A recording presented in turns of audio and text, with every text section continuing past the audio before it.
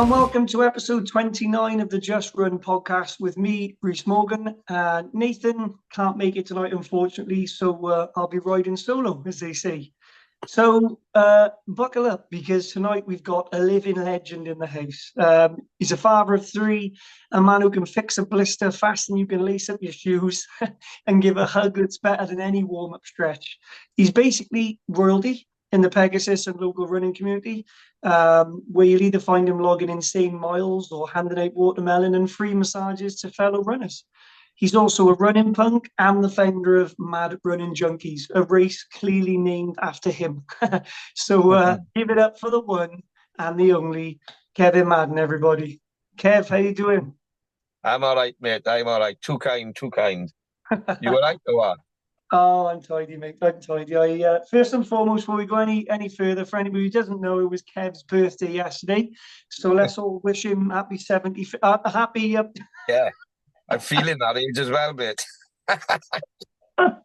No, happy birthday, but hope you had a good one. And it's great to have you on, mate. We've spoken recently at length, and welcome to the Just Run podcast. And firstly, for anybody who doesn't know you, I don't know how they don't know you for a start, because it's just, you're you. But obviously, a lot of people don't know your background and how you got into ultra running, when it started and why. So first and foremost, Kev, just have a little chat about that, mate, because I guess everyone would be interested how you started this crazy journey that you're on. I do apologise to everybody anyway, right? I've just finished work, so I'm still in my van at the moment. So, how did I get into this? Basically, 18 years ago tomorrow, on the 19th of September, I lost my son. He was stillborn. I was a father of two at that time then, and nearly lost my wife at the same time as losing him. And basically, I lost Jake, and up until then, I was complete let's just say pisshead. Still a squaddy mentality in me of drinking, and I was also come out of the army, so the squaddy mentality was still in there. And I was a builder as well, plasterer on the building site, so we would go straight to the pub after work, and I would just carry on drinking. And I was a bit of a shit, to be honest. That day I lost him was a wake-up call, a big wake-up call. I realised that I'd have to man up and grow up and be there for my kids. So it was a case of, do I hit the bottle or do I change? So I changed, and I went into the toilets in the hospital, looked in the mirror and said to myself, give yourself a good wake-up call, boy, and change your life. Next day, I decided, right, let's put a little plan together. Let's go and start running. And that's what I did. Took me a year to get to 6 miles to do a 10K, it was hard because I'd put on so much weight after leaving the army. I'd gone up to about 17 stone. And on my little frame, that's not very good, is it? But like I knew Nathan at that time as well, and because me and him have known each other roughly for about, I'd say, about 20 odd years. We haven't seen each other for a long time until I'd come back into doing the running, but he knew me when I was at my biggest. And so I then lost a little bit of weight, and the following year my son Declan was born, who is now 17, but he was premature. He was 10 weeks and 6 days early, and he was tiny. And I mean tiny. He was the size of a packet of sugar. And he literally, his head was like the size of a satsuma, and his feet literally reached up to my arm by here, like, And it was just, he put his head in my hand and his feet were literally just touching my elbow. He was tiny, absolutely tiny. And he had 3 major heart problems. And we had to grow him to 5 pound 8 ounces. We managed to get him to 5 pound 4. And he had to go and have his first heart op. Well, during that first heart op, we were up in Bristol with him because he was born up in Bristol, believe it or not. And we were lucky that my wife had gone up there to go and work, and she'd given birth to him prematurely, obviously, up there. And we were lucky he was up that area, to be honest, because that's where he needed to be. And the day of the op, I put my shoes on, trainers on, and thought, I'll just go up and do my little 3-mile run. Ended up running 15 miles because it was like early hours of the morning. His op was booked in for 10 o'clock. So I couldn't sleep. I went out and I ran 15 miles. And I then thought, oh, shit, how am I going to get back? I had no money on me, so I had no choice but to turn around and run back.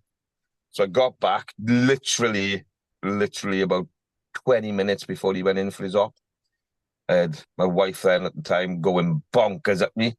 And it was just one of those crazy days. And then, ironically, they said to us, like, go out and do a bit of shopping, take your mind off things. So I called into a bookstore, and I seen Dean Canal, what's his name? Whatever his name is, Ultramarathon. Yeah. I can't say his name. Him, and I read that book from all the way through. And that was it. That was me hooked. And I thought, I've got to go and do an ultras. I've got to do ultras. And that was it. That's from 2007. I signed up for my first one.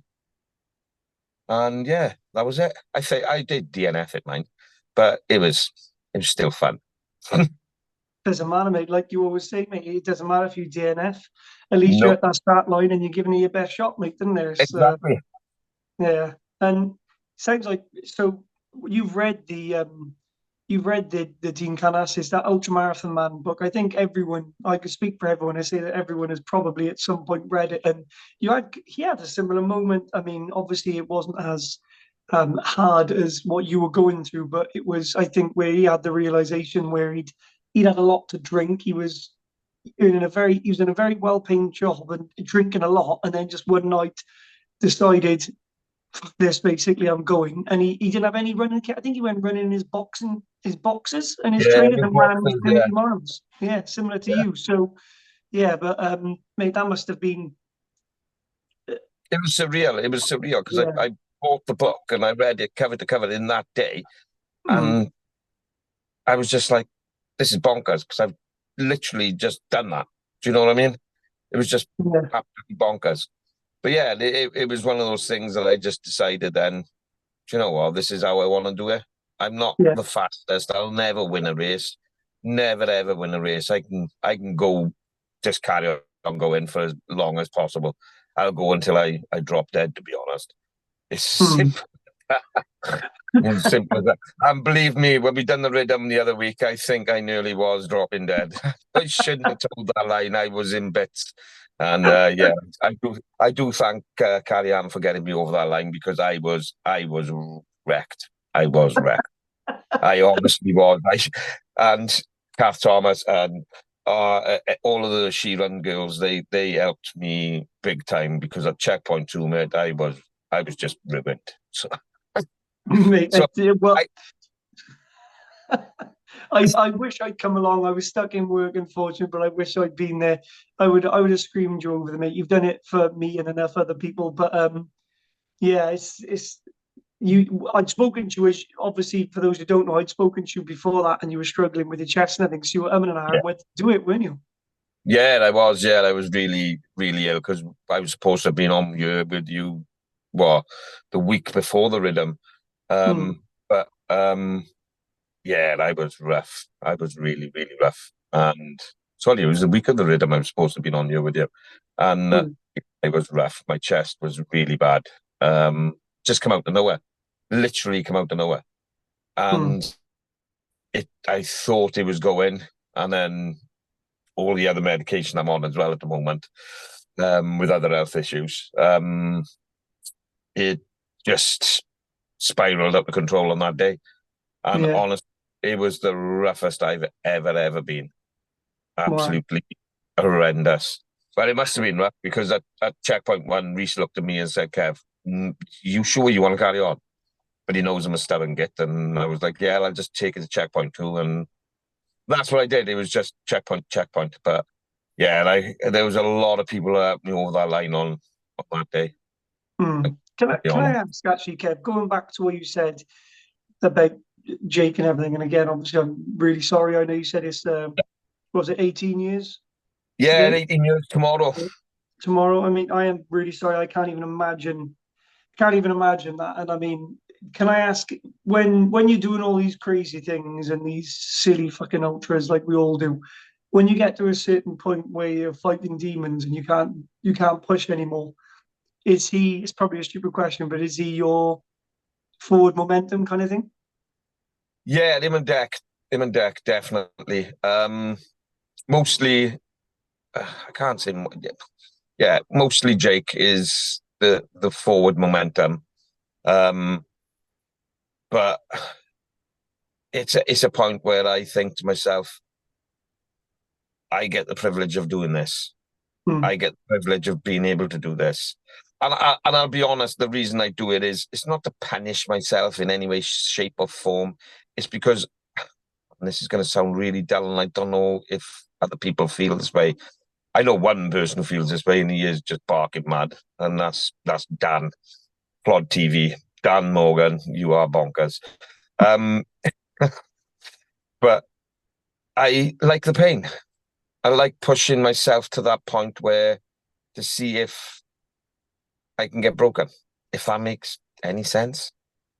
No, it does. It does. I don't know whether you've listened to. We had a Grant on the podcast a while back. You've probably seen and heard of Grant. He's just finished the GB Grand Slam Ultras now, 4 100 milers. He's an absolute beast, and he talks about it. He says that he's not found anything yet that has broken him, Yeah, and at this, and not that he's necessarily trying to punish himself. And the day might come that he finds something that does break him, but until that point, he's going to keep going. And it's similar to that.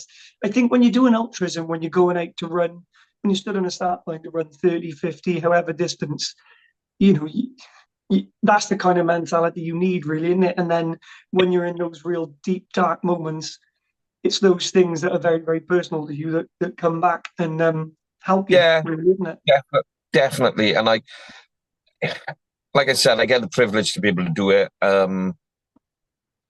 know, like Deck, he's 17. He's never going to be able to do it. The poor sod can't. He can go to the gym, but he's not allowed to do any. He's allowed to do weights, but he can't push too much because his aorta might tear. So yeah, and it's that point. So you got to try and help him. Then how do you explain to somebody um, of that age that he's got to try and keep exercising, but he can't do the things that he wants to do? And all he wants to do, he sees his friends down there. He wants to go and train. He wants to be. Do you know what I mean?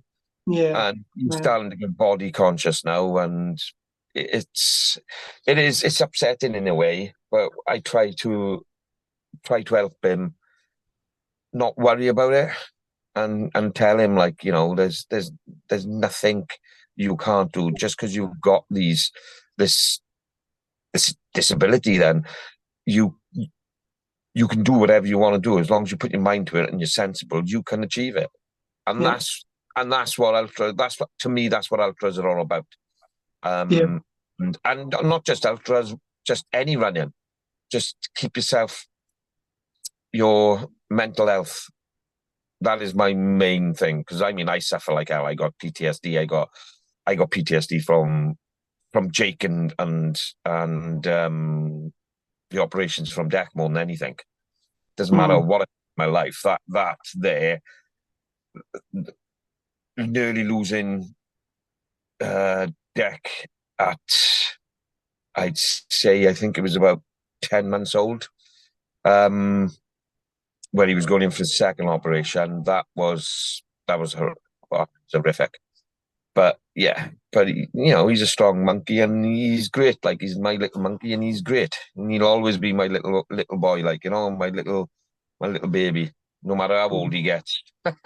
Yeah, mate, you're a tough bastard, mate. That's all I'll say. I mean, you say you're strong and you need to be strong, but like you're also, what is incredible about you, mate, and I'm going to do something at the end of this episode that you may not like, but I'm going to do it anyway.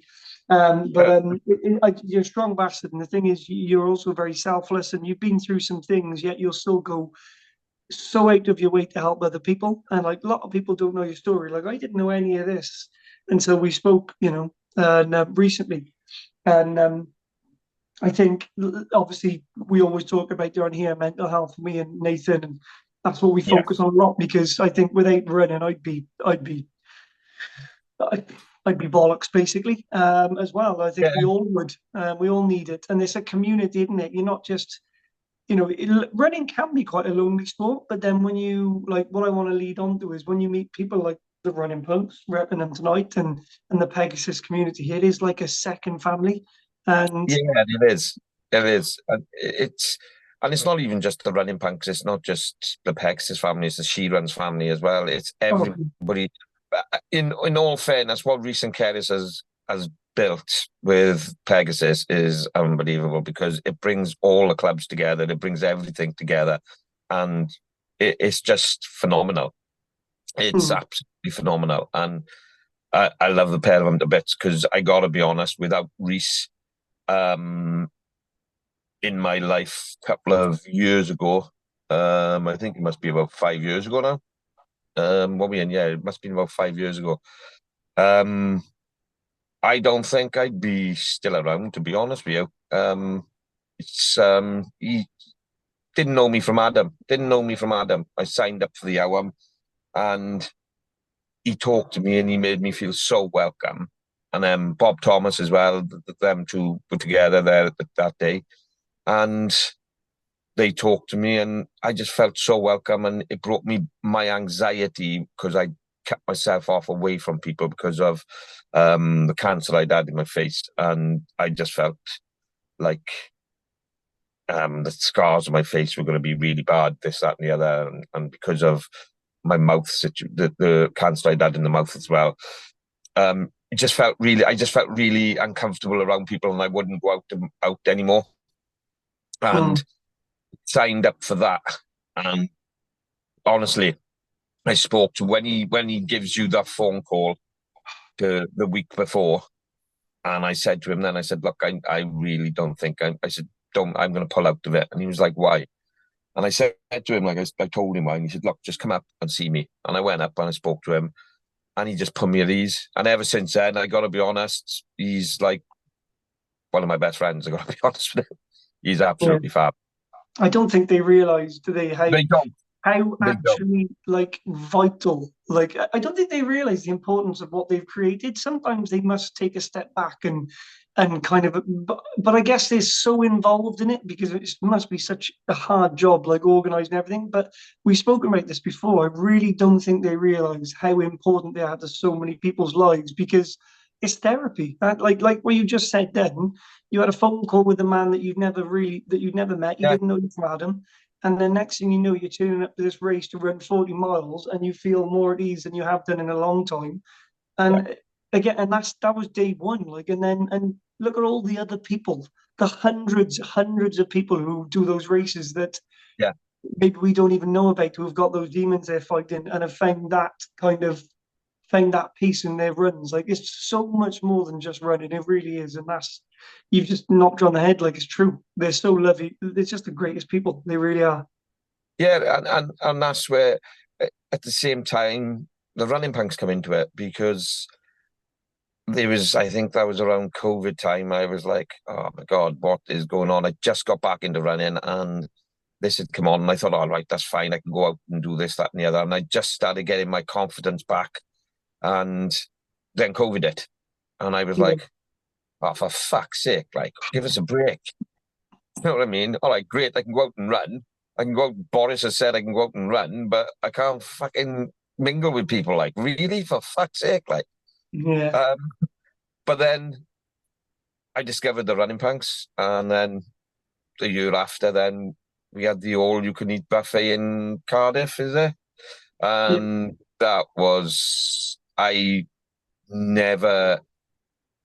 That was hard because I didn't like think. Believe it or not, I know it's hard to think now, but I I really couldn't get out of the car, and um, I was just sitting in the car, and everybody was walking over, and I was just gonna walk away, and one person turned on to me and said, "Come on, we'll go together."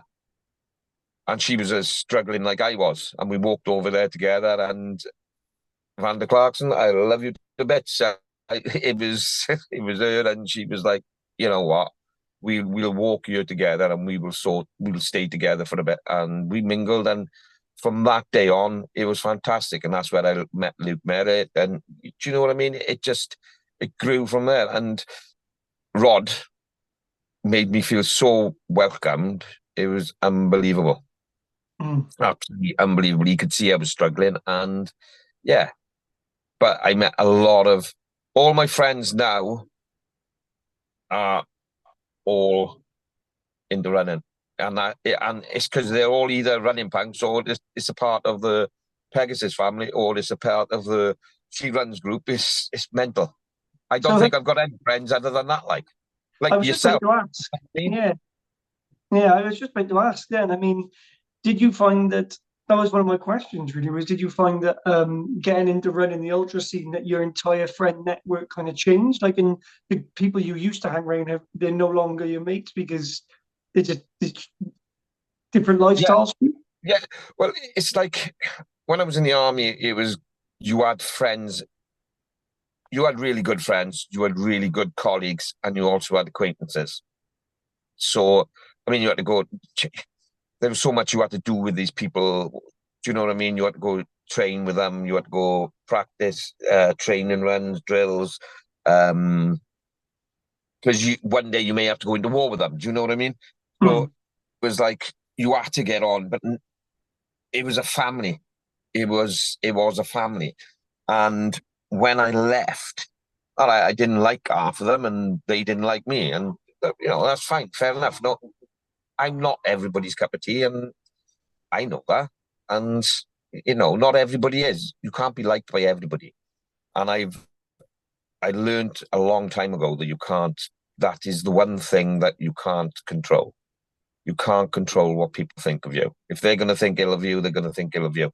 As long as you can try your best to be a nice person, then I can't see what is wrong with that by in any way, shape, or form. Do you know what I mean? And if Absolutely. people don't like that, then that's their issue. Hmm. The army was my family, and then when I left, I had nothing. And like I said, up until again, it goes back to Jake. I mean, I was in the army, came out of the army. It was a case of I'd lost half of my friends because I'd left the army, and I was like, I'm not going to see these people again. I'm not going to see these people again.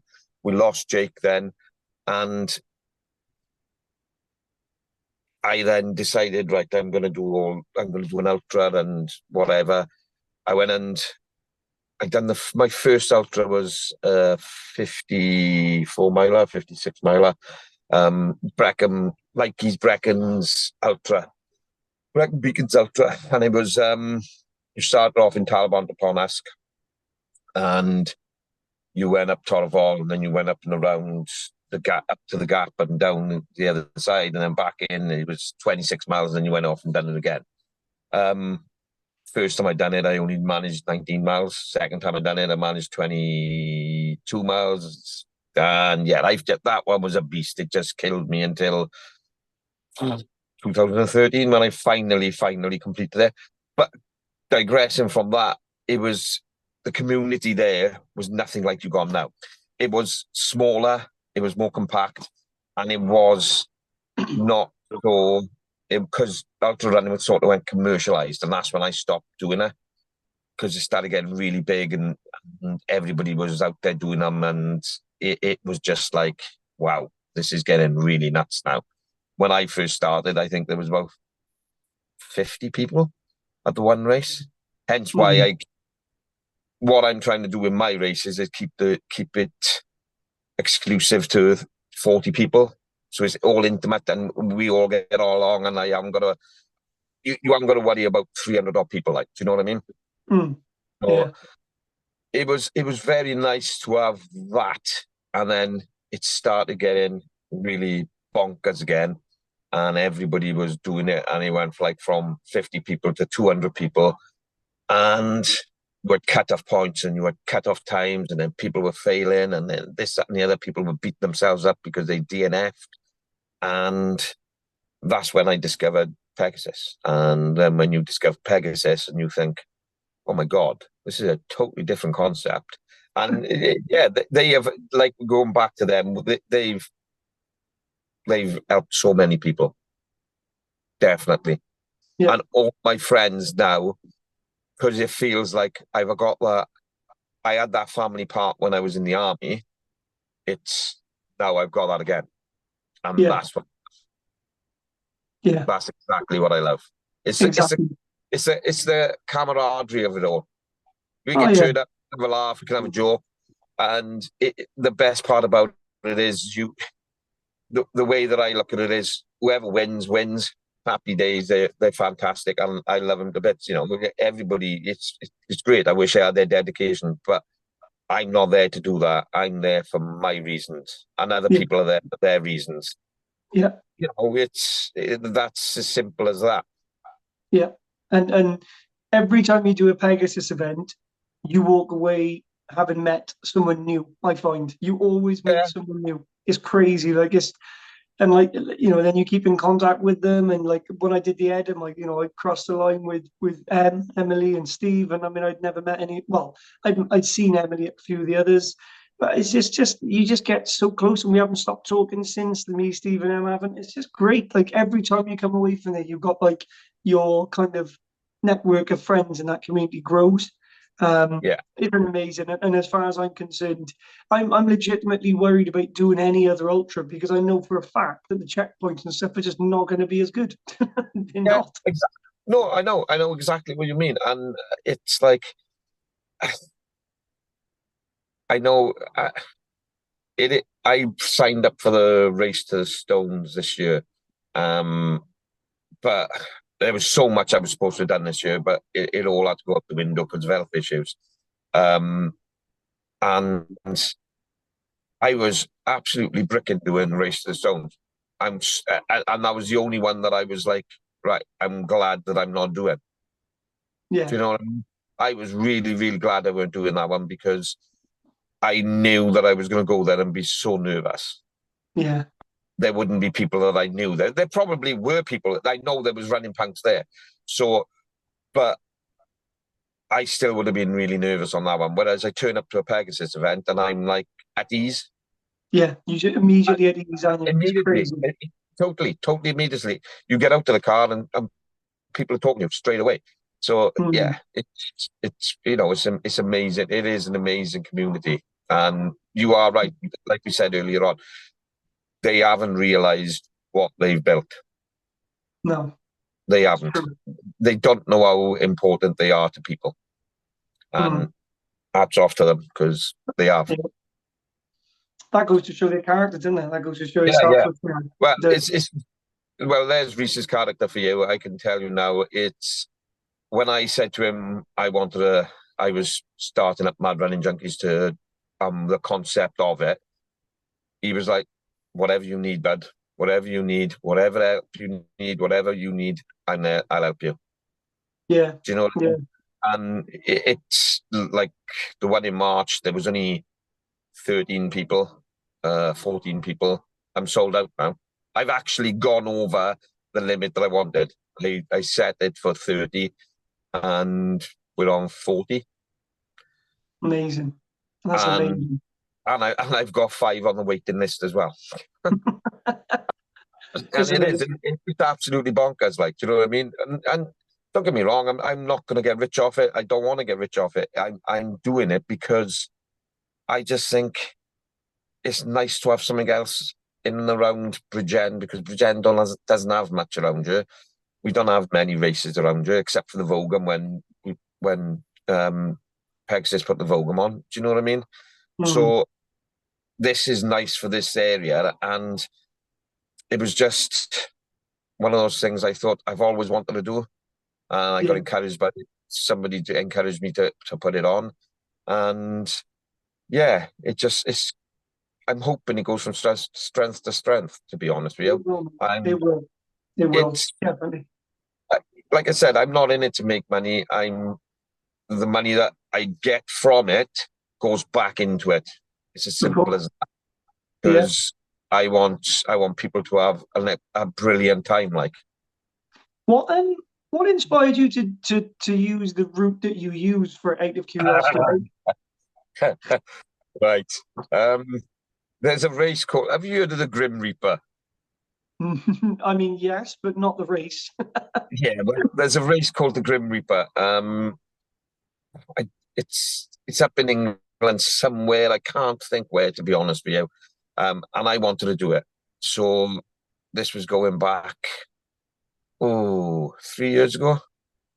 Yeah, it was just after COVID. So it would have been about 4 years ago. And I thought, right, it's basically you can do a 40-mile, it's a 10-mile loop around, like, so you know, like Margam Park. So it's like that sort of thing. You've got a castle there, and you do a 10-mile loop around it. Yeah. So you can either do a 40-miler, 70-miler, or 100-miler. So I thought, right, I'll do the 40-miler, or shall I do the 70? So I'm in an RM what to do. But there's a cut-off time you've got to get in by. So you've got to do your 10-mile loop. You've got to get in by a certain time.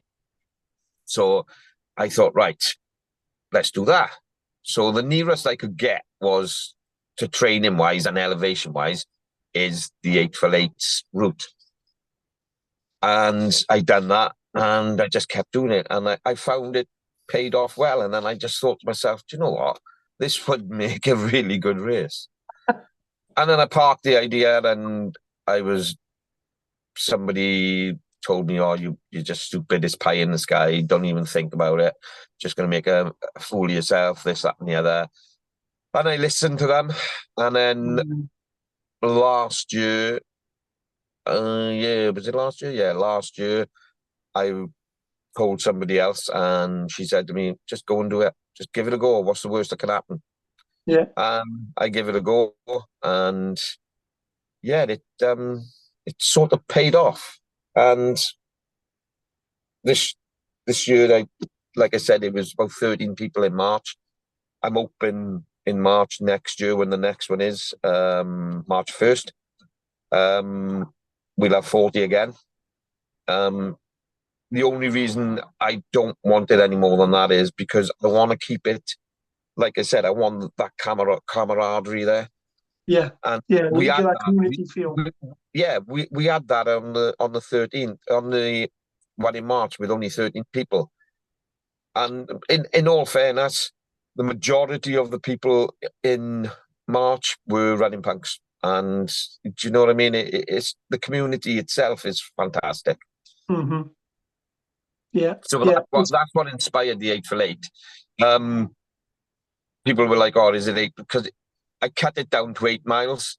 Then on race day, it turned to 9 miles because I had to move location, which was half a mile up. But even though it was only half a mile up, you still had that.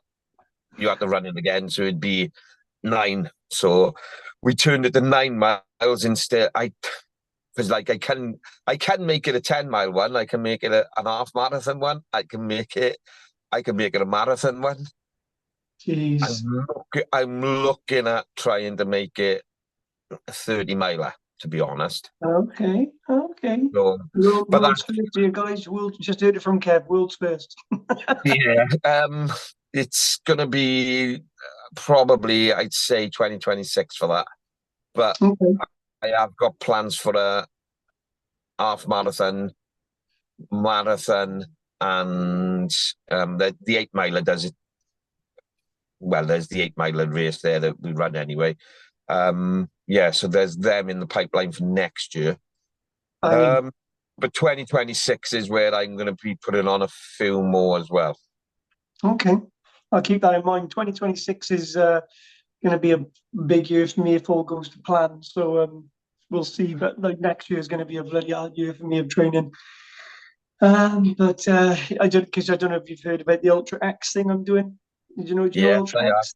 Yeah. So that's basically, yeah, I'm planning on doing every single one of these, which is 12 ultras in 11 months and in 12 different countries.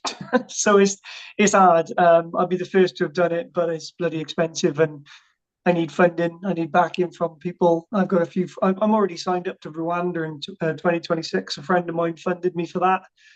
And a lot of them are, there's 5 day, 250 kilometers running through Nevada and Las Vegas. It's going to be crazy. So next year's a big year for me.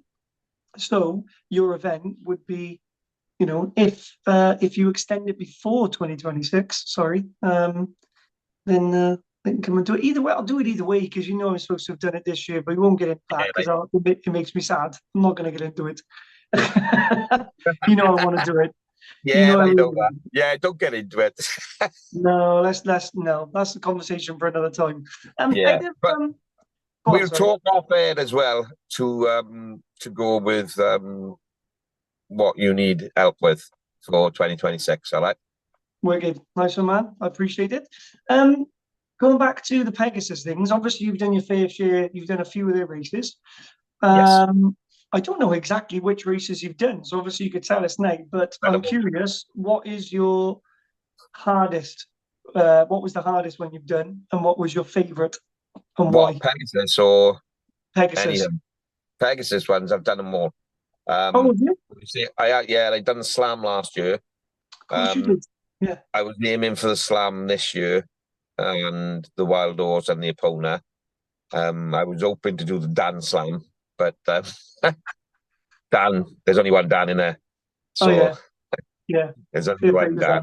Well, an absolute hero. Yeah, well, I was aiming for doing that, but obviously illness and everything that snuck up on me this year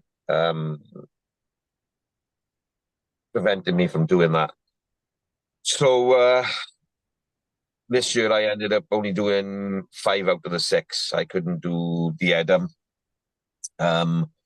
which was a bit gutting, but it made sense because I think I was feeling really, really ill on that one before I'd even told the line. Do you know what I mean? And I made the decision.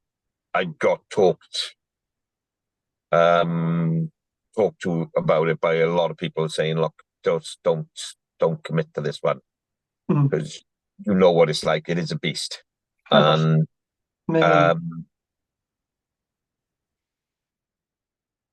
I'm going to listen to some people, and yeah, so I listened to somebody and she made me realize, that I had made the right choice. But it was bittersweet then doing the rest of them because I still think that I could have.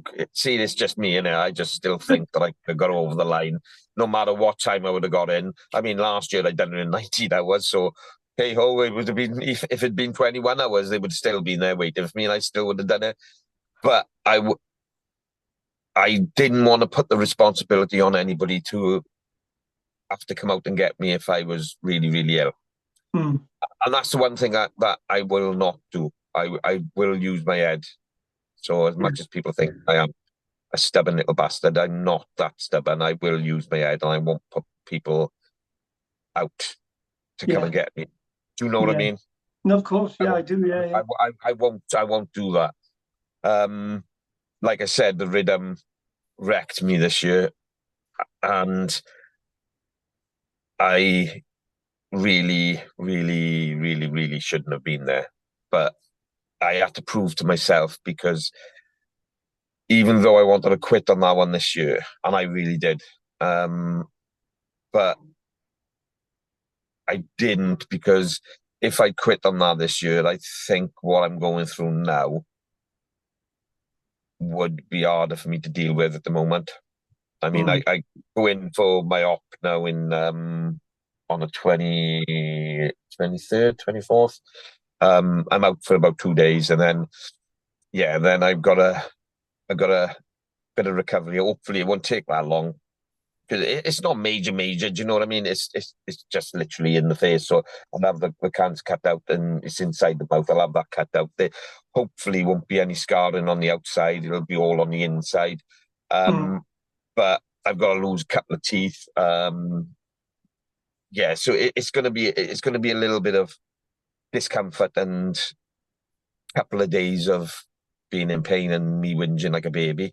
But it is what it is, but at least I'm still alive. Like, do you know what I mean? Exactly, mate. You've just described every ultra whinging and a couple of days of recovery. Yeah, That's basically everyone.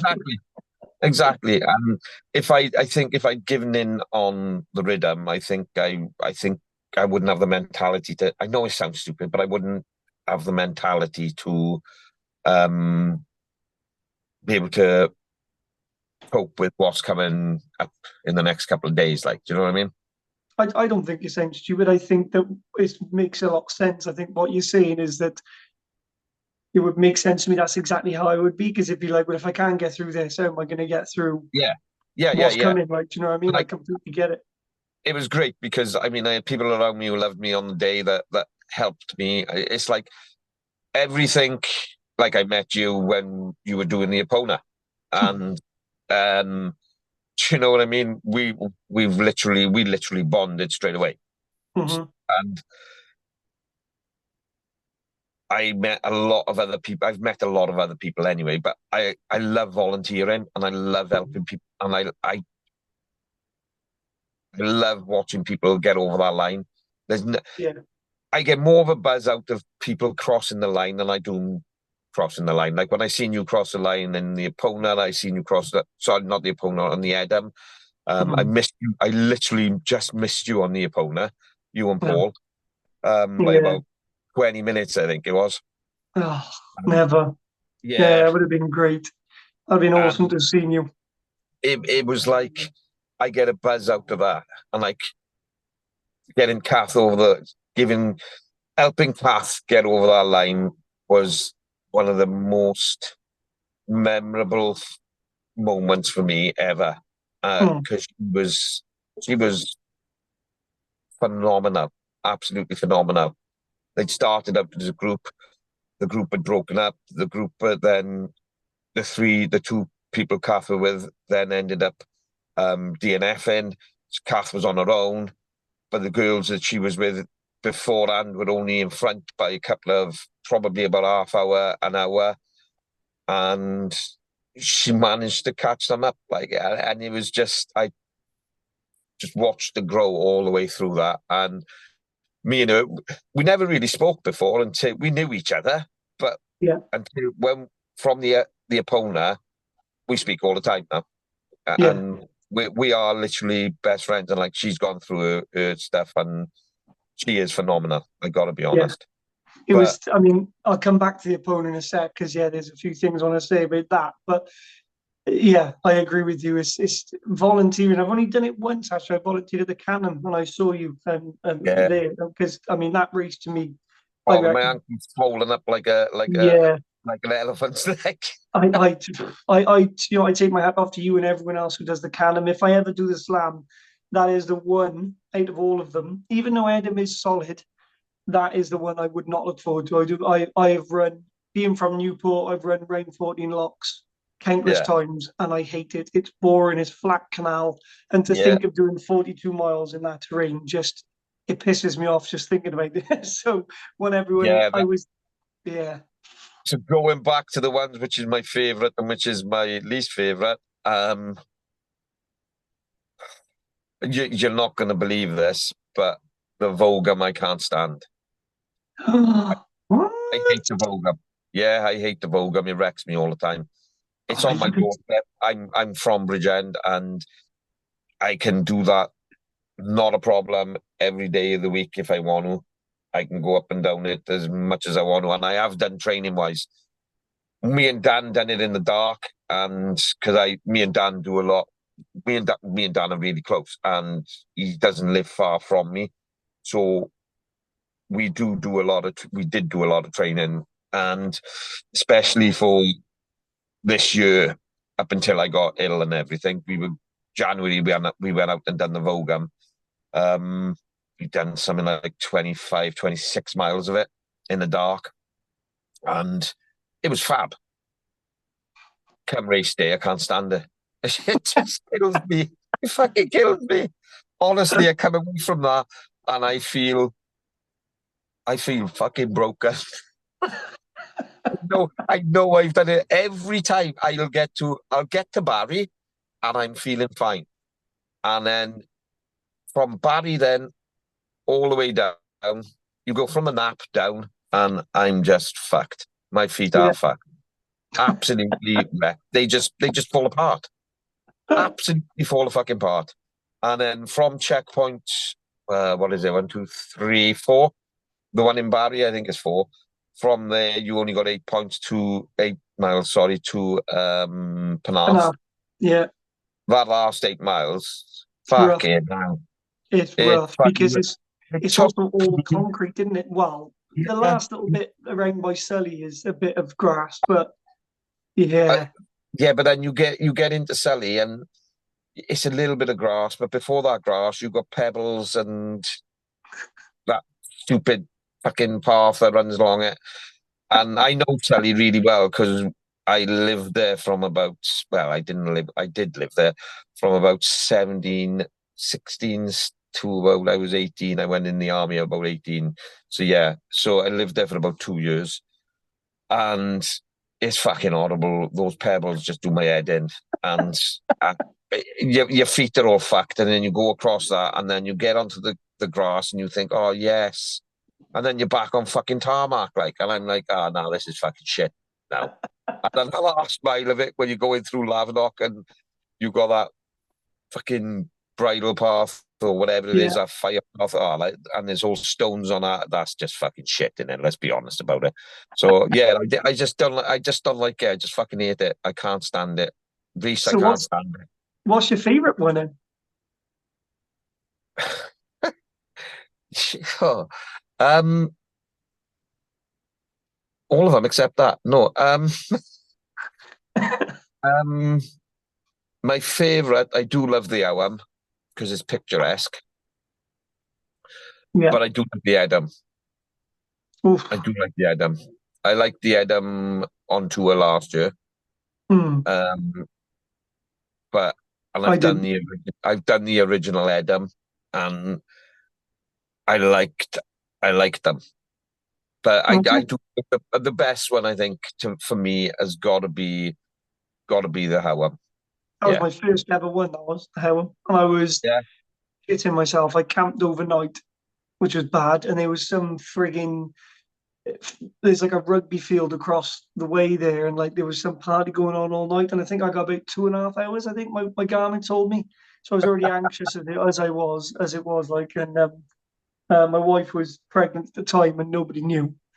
So she, bless her, she was camping in a fucking shitty little tent in the middle of nowhere, like thinking, "What am I doing here?" And it was just, but it went great. Like I did love the Howam, but it'll always be special for me because it's my first one. And you're right, it's very picturesque, isn't it? It's beautiful. Yeah, it is. That will be forever. I think my favorite. Absolutely, I made a lot of friends on that one. That was my ever first Pegasus one. Oh, there we are then. So me and you, yeah. That was my ever first Pegasus one, and I loved it. Absolutely loved it. Fair enough. Nice. I mean, also, have you got any what's the funniest memory you've got from running a Pegasus? You got to have something. You got to have a funny memory. I will say, by the way, I loved your video of Dan the other day when you were at the Rhythm, and it was you two, and it was them running in their pink jackets and you going woohoo, and as they ran past, Dan started singing. Yeah, he's just fucking bonkers, isn't he? I got, like you said, the rhythm was Dan always pops up in my life, right? And on every race that I do, at some point where I'm at the lowest point of the day, and he's just like, oh, I don't know, he just pops up out of nowhere, Hmm. and he comes up. He'll either be at the checkpoint just in front of me, or Yeah. he'll be behind me and then go past me, and he's just phenomenal, and he always boosts me.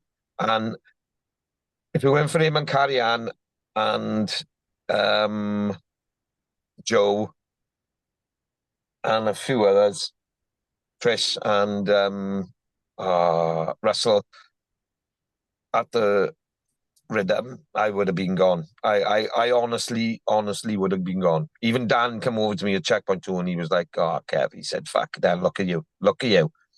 And I won't lie to you, right? I'm not gonna lie to you because it doesn't bother me. I don't care. I don't care what anything like. But I cried in his fucking arms.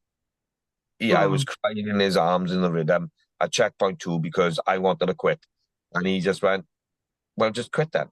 And I went, "I can't." And he said, "I know you can't." He said, "So what the fuck are you talking to me about quitting for?" I just burst into tears, and I thought, "Oh, you are fucking right."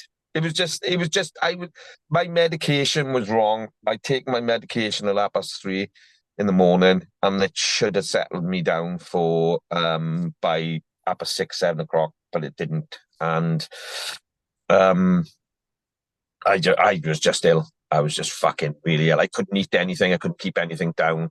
So the whole race, I went basically. I survived on 2 Freddo bars and a couple of handfuls of dried pineapple. Oh, But Jesus. if it wasn't for those few I mentioned just now, I would never have got across that line. No. Well, Never mate, I crossed that mean, line. the And thing like is, my partner in crime, Carrie Ann, she runs with me all the time, as you know, and she could have just gone off on her own and finished that race easily 2 hours before we did. And she didn't. Do you know what I mean? And the same with Dan and the rest of them. And we all just stuck together and we all crossed the line virtually together. Like, do you know what I mean? thing is, mate, you've helped countless people cross the finish line, and I don't think you also appreciate how strong of a character you are and a presence you are when people see you at races. And I can personally vouch for that because, all right, you're known for your super hugs and shoulder massages, but be honest, but I mean, let's face it, I don't think you realize or appreciate how many runners you've actually saved mid race and got over the finish line just because you're just like a beacon of light when people see you at these races, mate. And I mean, at the opponent, when me and Paul rocked up to checkpoint seven, was it coming down or going up Hereford, Lord Hereford Knob? I can't even really remember. At that point, it was mile 70 odd. And I Yeah. sat down and my legs were just battered. And I felt like I was in a bit different world, basically, because I was lacking sleep. And I felt your big arms on my shoulders giving me a massage. It was the great. You just get your bag off, but come here. And I mean, it's the best massage I've ever had. I'm not gonna lie, I would pay good money for that, but because I was in such a state, like me and Paul just sat there chatting to you and like, what do you need? Filling up the water, giving us what we needed, mate.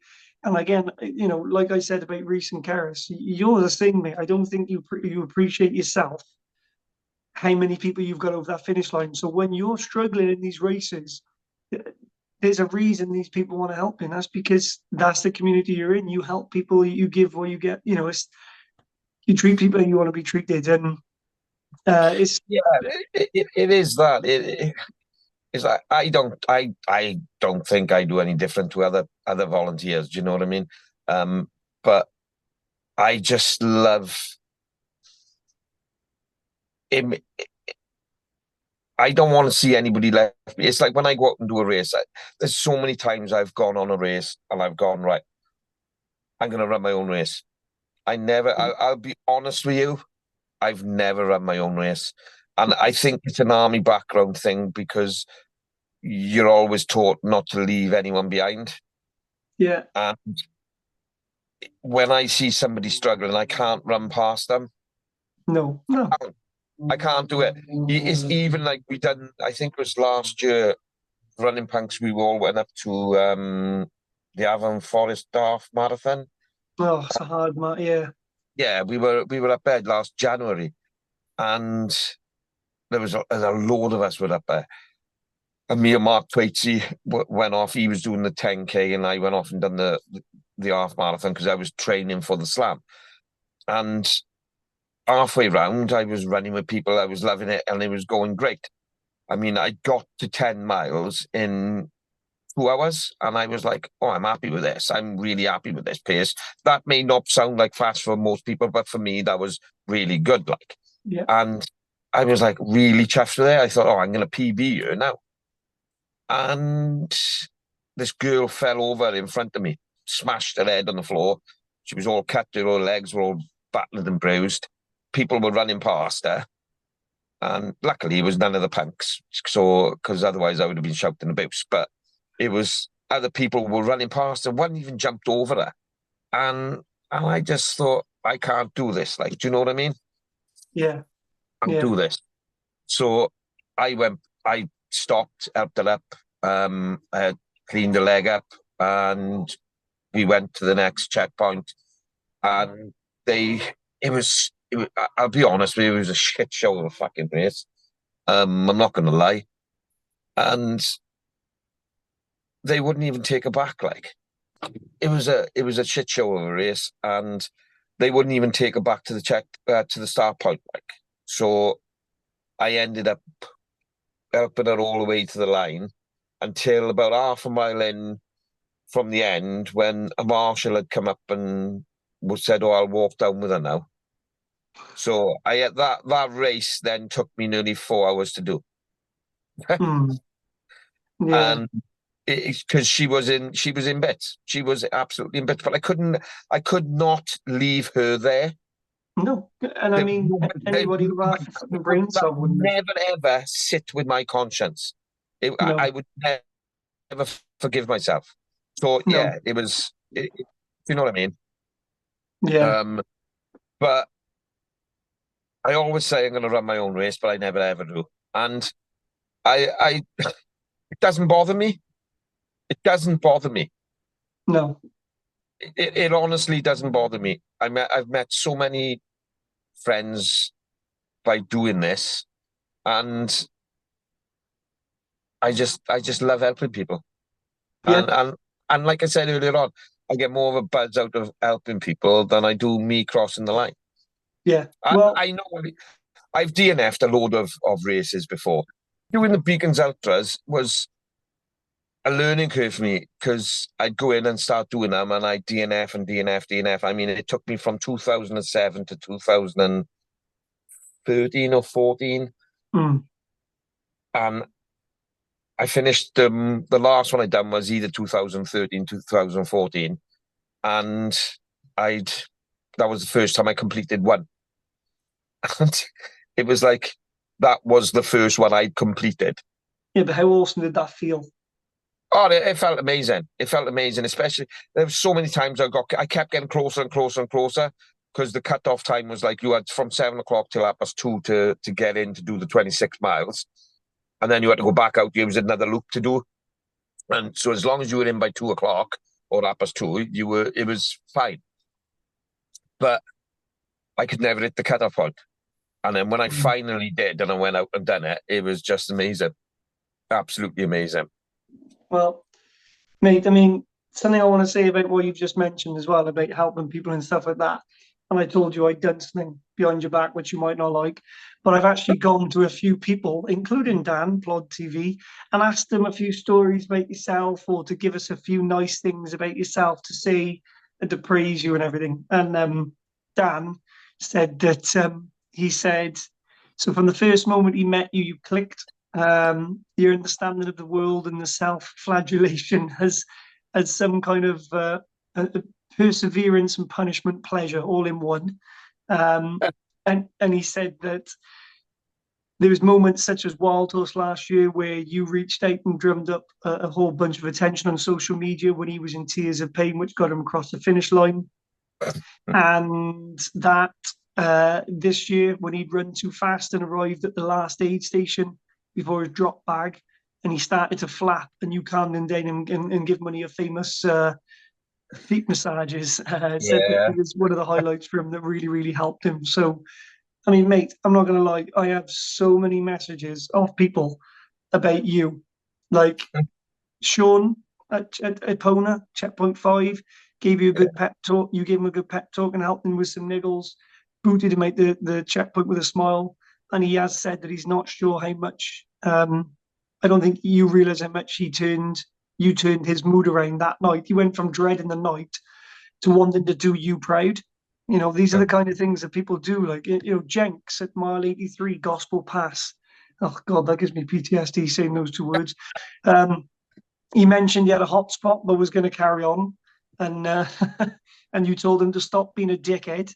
You said that to me several times, actually, and to get your socks off. And then you wrapped his right foot, saved him because it would have caused him hell. And he went on to finish his 100-miler. And he called you, he said, you're a legend of the South Wales ultra scene and your hugs are top tier.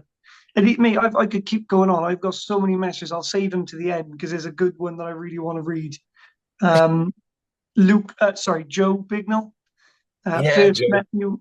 First met you at the Running Punks All You Can Eat. He Yeah. said he ran with you for a bit, and you've run ever since. And then when doing the Pigham last year, you waited for him at the top of the Blorange and then spent the day together chatting shit until you finally had to drag him up the Sugarloaf at the end. And he said he couldn't have gotten through with Pona this year without you looking after him at numerous aid stations. So honestly, mate, I wrote a quick message just before we came on here because it was an idea I wanted to do, and the amount of outpour of love I had for you. So as long as you know and appreciate, mate, how many people love and respect you, like inside and outside of the running community, for the kind of person you are, you need to know that. And it's I the amount of times you've helped me. Like, you know, I can't even, I've lost count, like most recently at the Edam when my feet were destroyed, like destroyed. You literally, you just went, give me your fucking feet, you dickhead. And then there I am, sat in this chair, desperately trying to hold on to for dear life as you pop these blisters and laugh in your sinister way at me as my heart is slowly stopping. and sent me on my way. And I mean, and then in the evening, you were messaging me, telling me to make sure I bathe my feet in green tea, and I thought you were taking the piss. But I mean, no, I've never heard of that, like, you know. no, honestly, it's in the short time I've known you, it feels like, and everybody has said this, they feel like they've known you all their lives, like not all your lives, like, because you're just that kind of person. You got that mentality, and like, yeah, it's just been great, and I can't wait to run more runs with you, really. And it's on that note, actually, I will say I sort of did. Fucking cry, I bet. Well, there's one message, but that off rods, which I'll leave to the end because it made me tear up. That's all I'll say. It's beautiful. You've already touched on it, but you know what? Fuck it. I'll read it now because it is lovely. You need to hear this, mate, because you need to know this. So I asked Rods, right, and he said all he replied, right? I say all he replied was in capital letters, strong. And he said, there are many ways to classify the word strong. A few years back, and you've mentioned this, Kev, whilst filled with fear and social anxiety, turned up to a running punks meetup and sat in the car watching others get out of theirs and make their way to the meeting point. Almost everything inside of him was screaming at him, start the engine and drive home. But Kev managed to find the strength to open the door, get out and join in. What strength. I'm so glad he did. Since then, Kev has become a great friend and inspiration and a guiding light for myself and so many of the running punks community. The more I get to know him, the more one word kept coming back to me, strong. A man who has faced many challenges in life, many of which would have been too much for others. But Kev stands strong and simply will not be beaten. He carries on to his running. He's Bridgen's answer to David Goggins, who has a mental game like no other.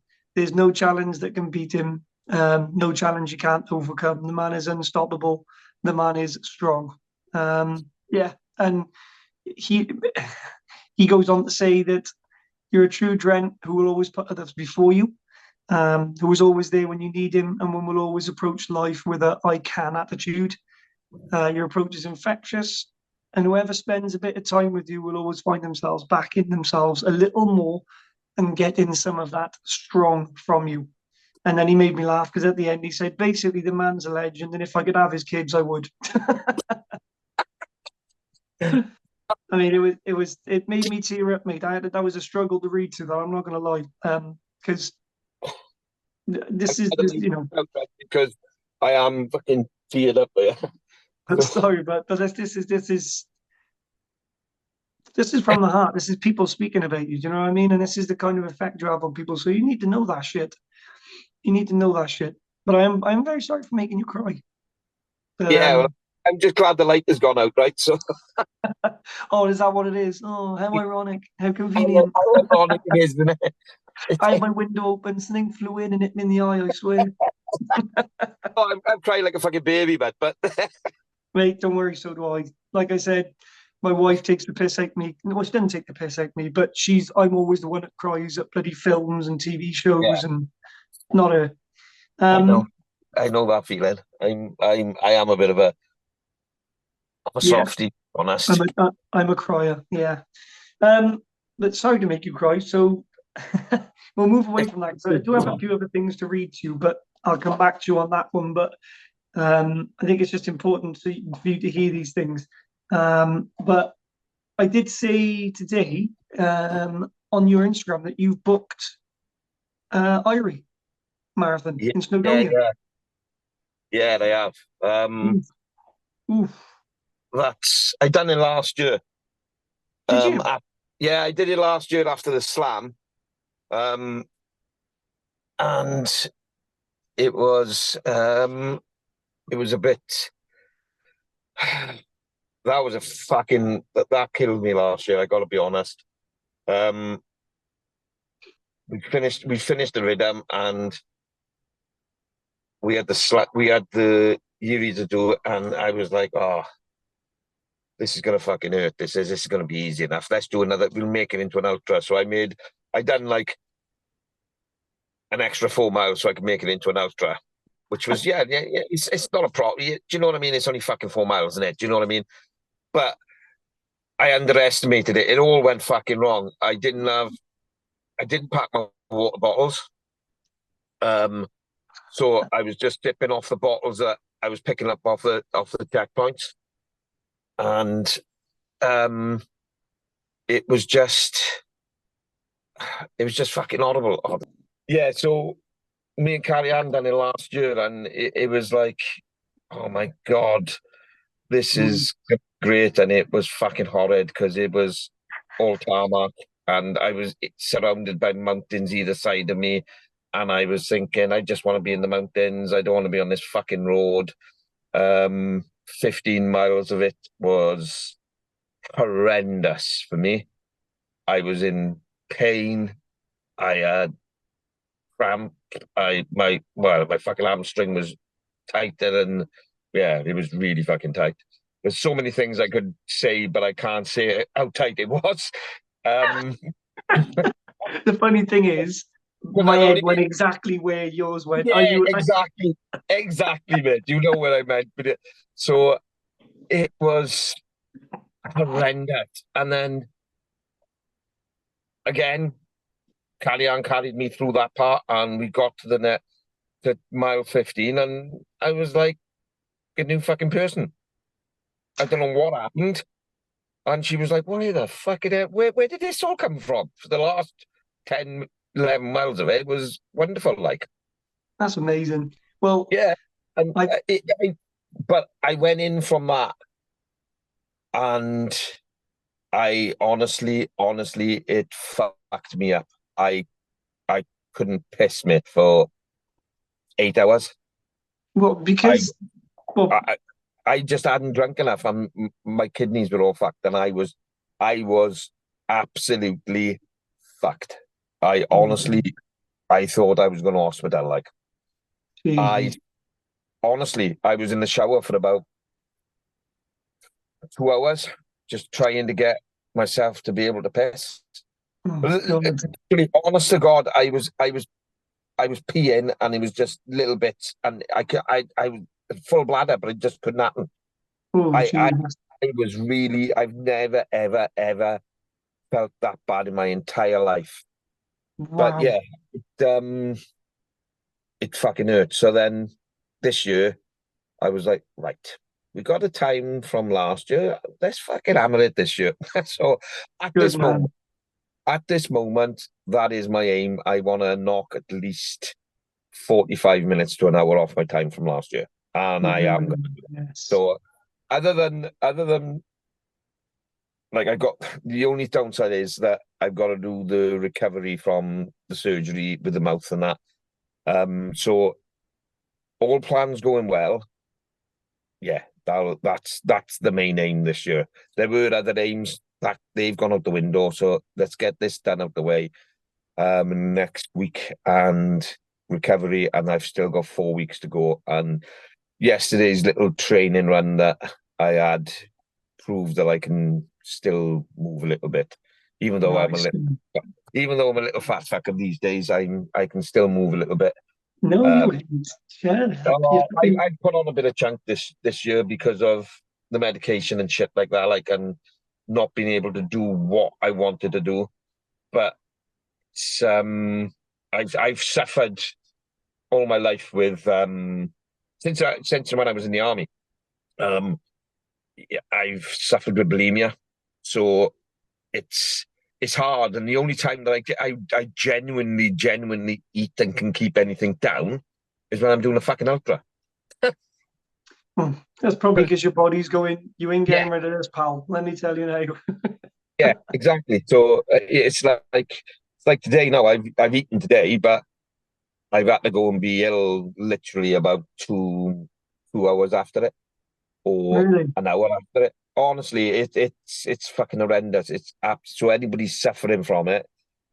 You don't have to look like a rake to be bulimic. You can be bulimic at any size, and it just fucks with your head because you're just so body conscious, and I am. It's always been the way that I've been. It's like I said, I was in the army and I was fucking hell. I think I was about 10 and a half stone soaking wet, but I was cut like a fucking action man because I'd be in the gym all the time and I didn't run, believe it or not. I fucking hated running in the army. I think it was because they told me I had to, and Yeah. I just don't do well with. I don't even know why I ended. Well, I do know I ended up in the army, but um, I don't do well by being told what to do. No. No. I, I hate being told what to do. So for me, going into the army was like a big. My family couldn't believe it. They just didn't see that coming at all.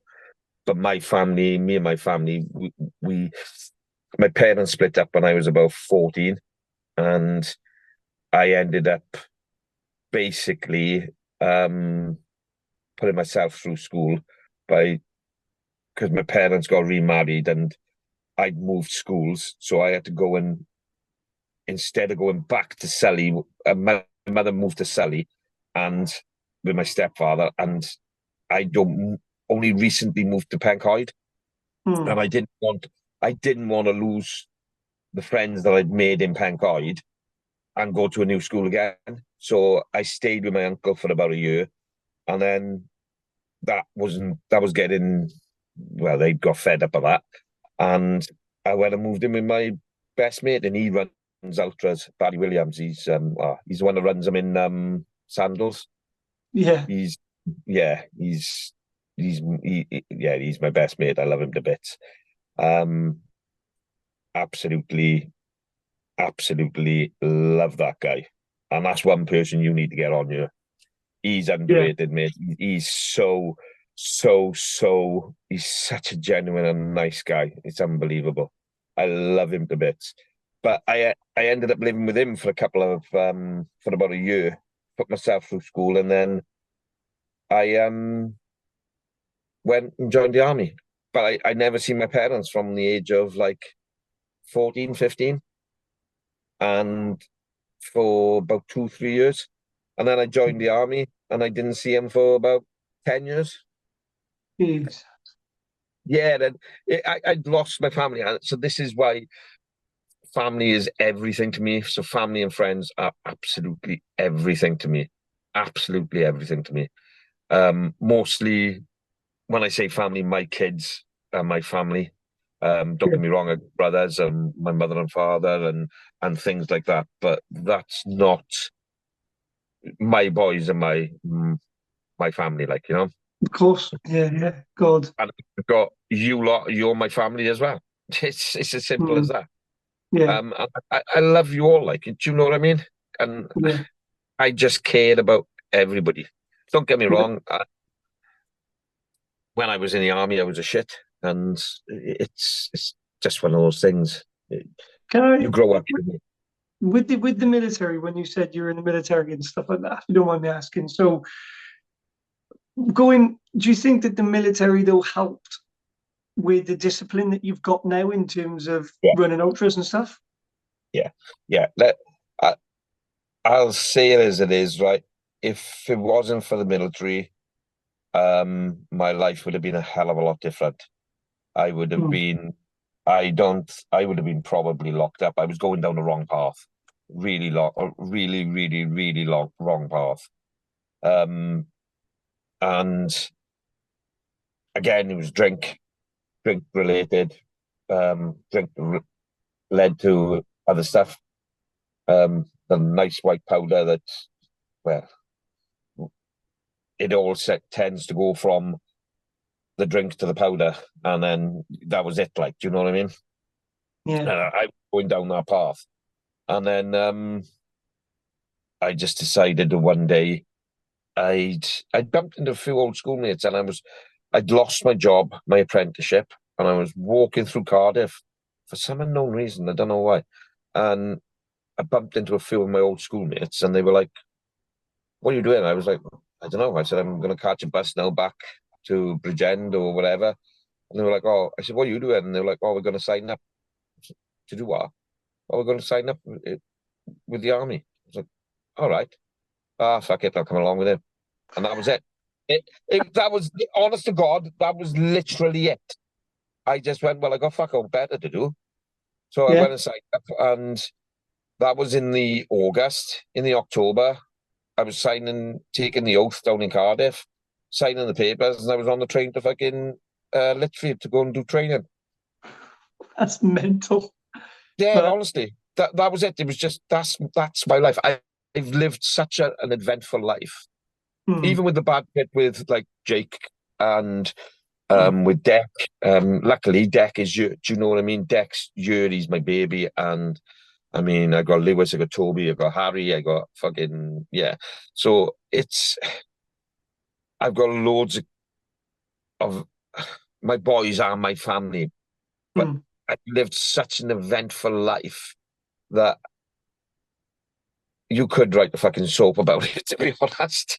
Do you know what? You've literally led me on to my next question, because I was going to ask, not a sub, but I was going to ask, if you could write a book about your life, what would you call it? Fucking hell. That's a good Cry for question, help. isn't it? Cry for help. Like I said, going back to this gone from the bulimia where I was heading, but it hasn't, because that I've always had that body conscious thing, and Mm, it's fucking horrible. And it's even harder these days, like I was on about with Deck earlier on, because everybody sees the body beautiful on the phones and this, that, and the other. It's fucking horrendous for kids these days, yeah. and you don't know what is going on in people's heads. I'll be honest, it's the first. This is probably the first time I've talked about my bulimia to. There's many people that know about it in my social circle, but for me being open about it, yeah, it's this is the first time. Well, thank you, because I I mean, no, I gotta be honest. If I didn't want to talk about it, I wouldn't have said it. And I no. normally do. I just feel really comfortable talking about it with you. And if I can help anybody in any way, shape, or form with it, it'll never go away. like it'll go. It's been away from me for. It can go away from me for 2 years, 3 years, and then something will trigger it, Mm, and that's it. And like I knew that I was ill this year before I knew I was ill because the bulimia started kicking in last year, towards the end really. of last year.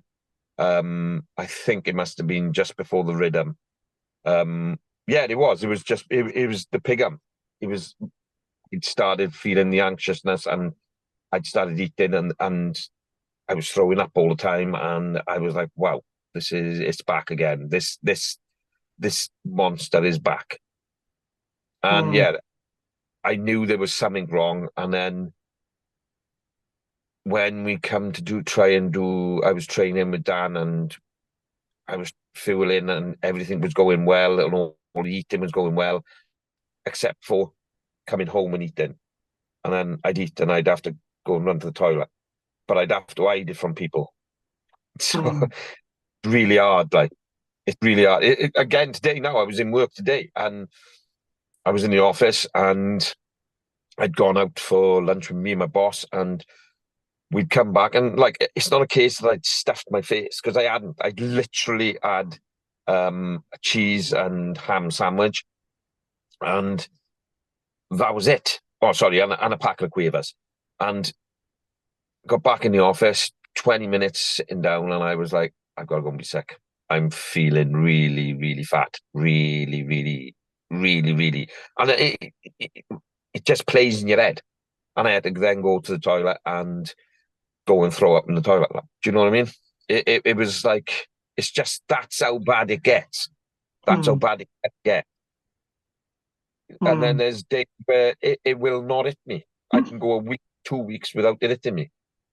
Have And you it's an evil, evil, evil eating disorder. have you ever, like, I'm assuming, have you sought like support? Like, is there anything that you can do to help, or is it just something you do yourself?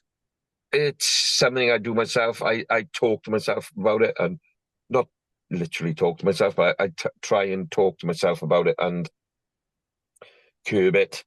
But it's like I said, tonight is, I don't know, I suppose, I don't know, I just felt at ease that I could bring it up. And Well, thank you. that can't be a bad thing.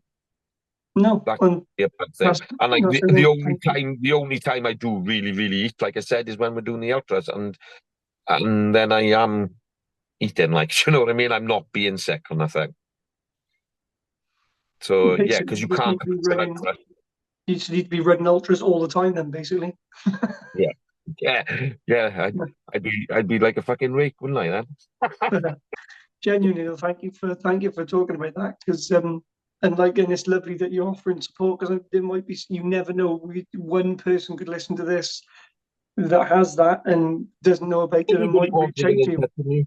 Anybody wants to get in touch with me on anything? I'm not a counsellor in any way, shape, or form, but I'll listen, and I won't offer advice. I'll just speak about my experiences with whatever. It's if I can help one person, and that's the way that I go with volunteering as well. If I can help one person, then I'm happy. Yeah. It's as Well, simple as that. It's there's nothing special about me, Reese. There's nothing at all. I just genuinely like to help people. yeah. It's as simple And as that.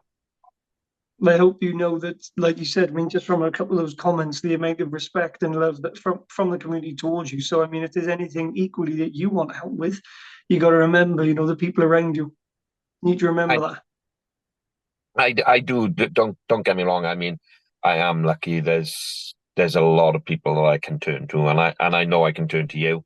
I know I can turn to Nathan.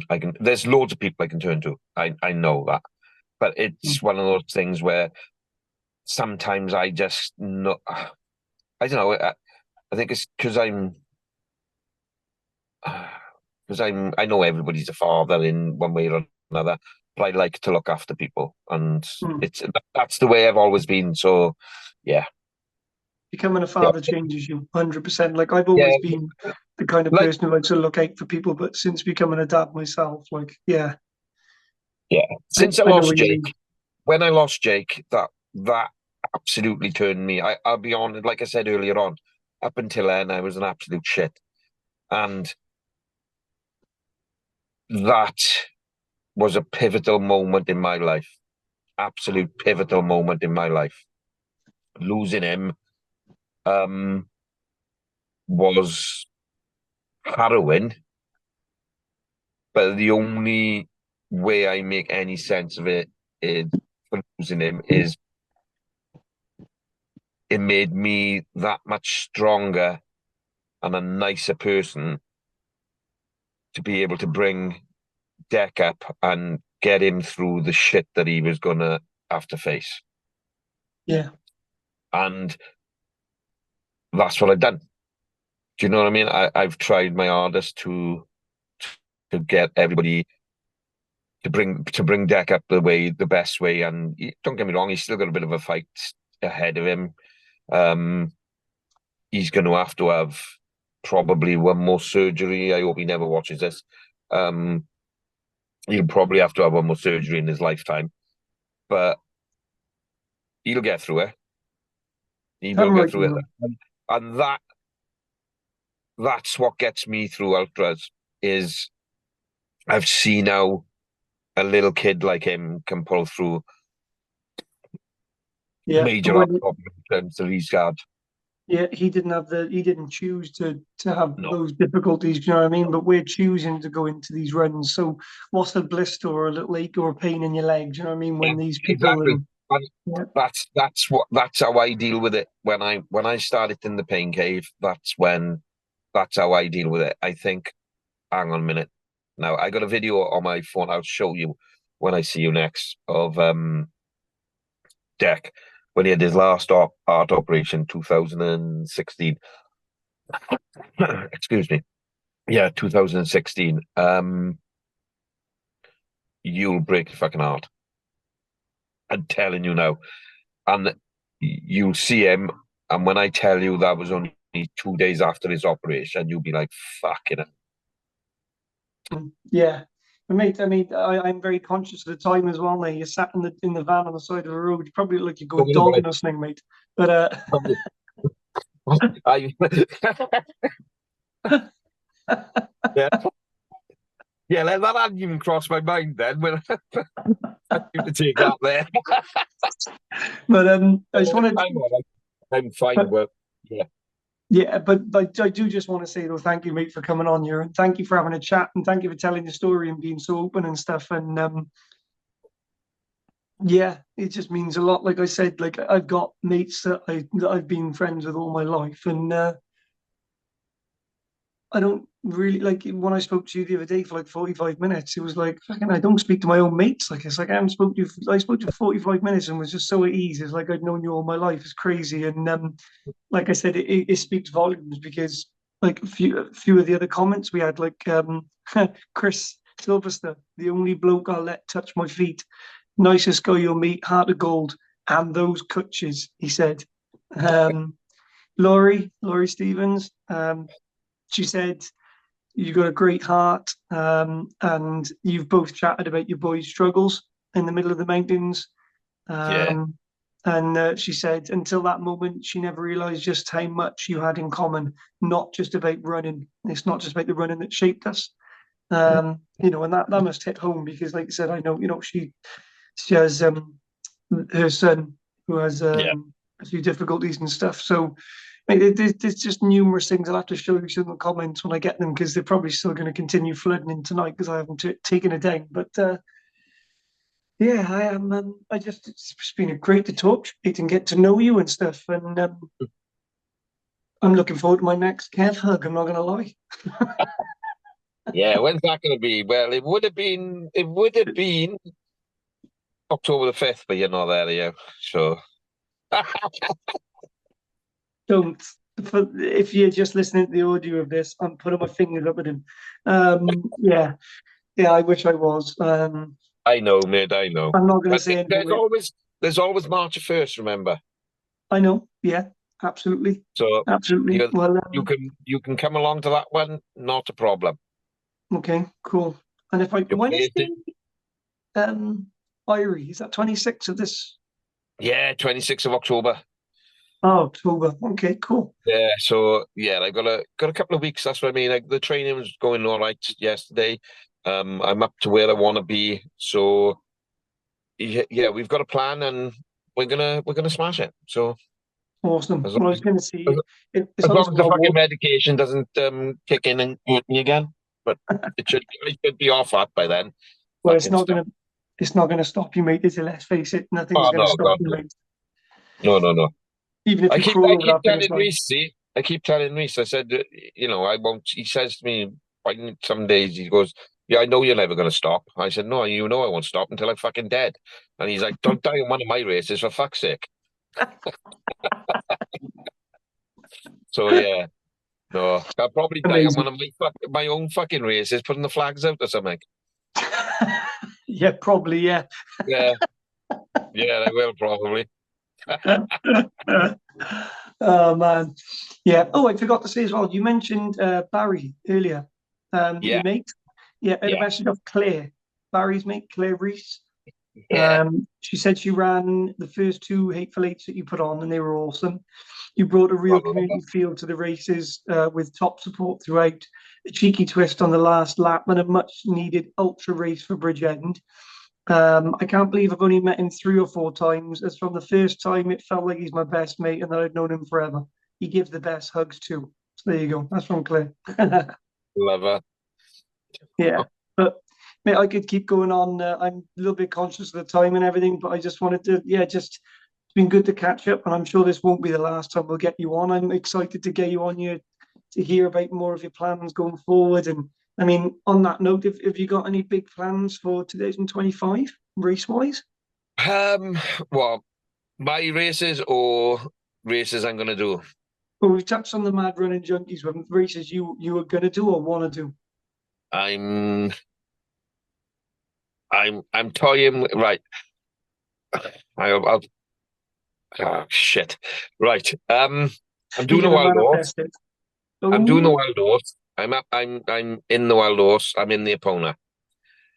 no, Um, um I am toying with doing the slam again. I'm fucked off. I gotta be honest, I'm really fucked off I didn't do it this year. The it's just the Edam was at the wrong time. So I am thinking about doing so yeah, the there's dance them. slam. Probably Erie again. I want to do that. I'm because this year will be like if I beat the time, next year will be like, all right, let's beat the time again. Yeah, That they're the only ones that I think that I really yeah, that's the only race that I think that I'll ever really try and really push. Like, do you know what I mean? yeah, Don't get me wrong. Every time I go out, like this year, I wanted to go out and beat the times that I'd done from last year. It's all competitive within me. I want to beat the times that I put on last year. But then somebody told me the other day, and they said to me, "Well, you can't beat yourself up if you don't beat those times because the conditions may be totally different." Do you know what yeah, I mean? exactly. Yeah, It's very rare that you're going to be able to run the same race with the same conditions, isn't it? So, exactly, yeah, mate. and that was wise. That was wise words coming from such a young man. So, yeah, I was like, yeah, you learn something new every day, don't you? Exactly, mate. Well, mate, I'm buzzing that you're doing the wild horse and the opponent as well. Oh, that's class. Yeah, I am. Reese did ask me if I would defer for another year and please put on Kev's Kitchen again, but I was like, no, it's not happening. But so Right, they all want the cheesy mash, see, the bacon and mate. cheesy mash. Oh, I do you know what? I forgot about that. How did I forget that? Oh my god, it was so good. When me and Paul rocked up to that checkpoint on the opponent, and it was like, I thought you were taking the piss because you came out with a menu with all these different things on. I was like, I was like, there's no way you're doing all those things. And he was like, hot dog sandwich and cheesy mash. And I tell you what, I ran out that checkpoint feeling so good. So good. Me and Paul both, we nailed it up that like, because you went straight up onto like the fire road type thing. We took over Yeah, Jenks. that's right. Yeah. Yeah, me and Paul both looked at each other and I was like, oh, I'm flying. This feels great. There's magic in that food. Yeah. What did you lace it with? That's a secret I can't tell, but some special herbs. We were literally flying. Yeah, mate, yeah, that was the one. But you'll have to pass your recipe on to somebody else. Pass on the baton. Yeah, I know. As long as they don't want me fucking cooking it when I'm doing the wild horse, I don't care at all about that. But yeah, that's my plans for my races for next year. 2026 is all about mad running junkies. That's where I wanted to, with more races put on, and totally. I'm hoping by then it'll be okay, like, and it'll taken off, like. Yeah. And then there's one or two that races in 2026 that I do want to do. I'll always do Pegasus events. So whatever happens, I'll probably end up doing the slam. I'll try and do the slam for every year if I can. Class. Amazing, mate. Well, I look forward to it. I look forward to supporting you on some of those races next year because I have no doubt I'll be volunteering or even running them. We'll see. Money depending. That's where it all comes down to at the moment, really, if I'm being honest. Otherwise, I'd be doing. It's kind of good I don't have loads of money because, my wife would probably divorce me. I'll be doing everything. I'm probably going to call it at that night, I think, just because it's been an absolute pleasure talking to you. And I need to go and check on my wife, make sure she's all right, and have a peppermint tea before bed because I'm of that age now. And well, I have Rolex, so you're not that fucking not at that age yet, but. But mate, thank you again. Thank you so much for coming on. Thank you very much. Mate, every single thing that you do in the community, you have no idea the effect that you have on people. I hope that some of those messages have made you realize a small extent of the positive impact that you have on the running community and stuff. And I speak for everybody in saying thank you just for all the support you've given. Like I said, you've got people through races. You really have, and over that finish line. And there's never any way that we can ever repay you for that. So thank you for being that. Thank you for being a fucking great human and a beautiful human. And we appreciate you, man, and we love you. And thank you for coming on. I love you all. Thank you, brother. Nice one, brother. You take care, and I'll catch up with you soon. Okay. Okay. Yeah. Give me a ring tomorrow, bud. All right. Will do, man. You take it all easy. Right. Ciao, bro. Ciao. Ta-ra. And that's it. Thanks ever so much for tuning into that episode with Kev. He's an absolute hero. Everyone loves him. I thoroughly just enjoyed that conversation with him, and makes you want to go and give him a hug now. But yeah, thank you ever so much for listening. Please continue to tune in, like, and subscribe to all of our obviously the YouTube channel we've got on the Spotify and Apple and everything else. Because without you guys, we couldn't keep doing this. So thank you so much, and have a lovely evening. Take care.